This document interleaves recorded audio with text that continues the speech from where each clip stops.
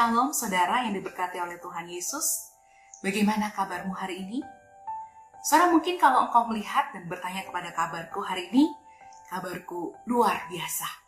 Di tengah-tengah keterbatasan yang harus saya alami, selama 6 minggu ini tangan saya harus digips.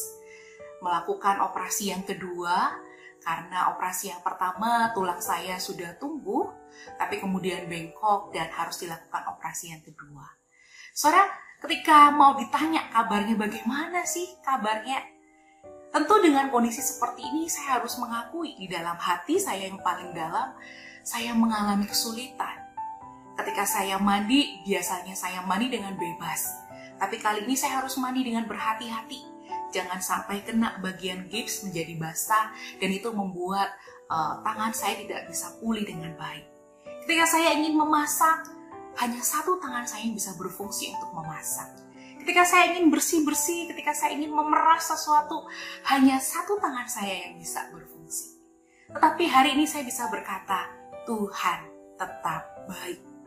Di tengah keterbatasan yang saya miliki, Dia Allah senantiasa mengontrol hidup saya dan memampukan saya. Nggak terasa minggu ini adalah minggu terakhir saya akan menggunakan gips.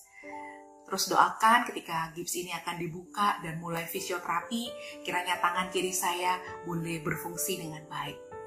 Saudara, sebagai manusia biasa, kita tentu tidak nyaman ketika kita harus mengalami batasan demi batasan. Keterbatasan demi keterbatasan. Seperti saya, dulu gerak-gerik saya begitu luas dan lincah. Tapi kali ini pun saya juga tetap merasa lincah sih, walaupun ada satu bagian yang tetap harus terbatas. Bagaimana dengan kita? Ketika kita harus terbatas, bagi teman-teman yang studi sampai sekarang masih online, biasanya dulu asik bertemu dengan teman-teman, sekarang harus mengalami pembatasan demi pembatasan. Bagi kita yang bergereja, baru saja kita mulai onsite dan jumlahnya mulai baik, mulai banyak. Tapi kemudian baru-baru ini berita dari Jakarta mengatakan penyebaran kasus COVID dalam 1 hari bisa mencapai 1.000 kasus. Dan kemudian kita akan berpikir, aduh, sebentar lagi PPKM akan dinaikkan levelnya. Dan PPKM itu membuat kita kembali lagi menerima batasan demi batasan. Bisa saja kita akan kembali lagi di rumah kan? Kita bisa saja kembali lagi ibadah di rumah, rapat di rumah. Saudara, memang mengalami keterbatasan itu sangat tidak mudah. Dan itu bisa juga melemahkan semangat kita. Tapi mari hari ini kita membaca kebenaran firman Tuhan yang turut terlebih dahulu menguatkan saya menghadapi keterbatasan yang saat ini saya miliki. Dan saya rindu firman ini pun juga boleh memberkati saudara sekalian. Kita akan membaca 2 Korintus pasal yang ke-12, ayatnya yang ke-9. Tetapi jawab Tuhan kepadaku, cukuplah kasih karuniaku bagimu. Sebab justru dalam kelemahanlah kuasaku menjadi sempurna. Sebab itu terlebih suka aku bermegah atas kelemahanku, supaya kuasa Kristus turun menaungi aku. Ini kita belajar bagaimana kita boleh menerima kelemahan atau keterbatasan yang Tuhan izinkan. Karena Tuhan tidak pernah dengan sengaja memberikan kelemahan itu.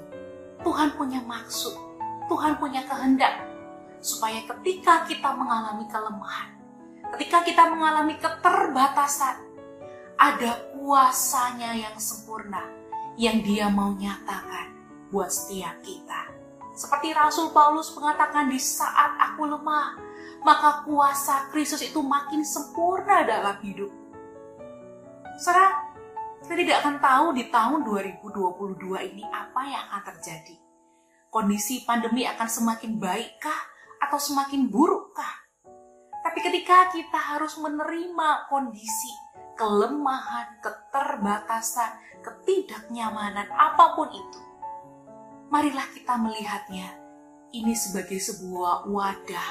Ini adalah sebagai sebuah tempat di mana kita boleh sungguh-sungguh menerima kasih karunia dan kuasa Allah yang semakin menyempurnakan hidup kita, bukan semakin menjatuhkan kita, tetapi semakin membuat iman kita naik level dan kita boleh mengalami pertumbuhan iman di dalam Tuhan. Kiranya Tuhan menolong setiap kita. God bless you.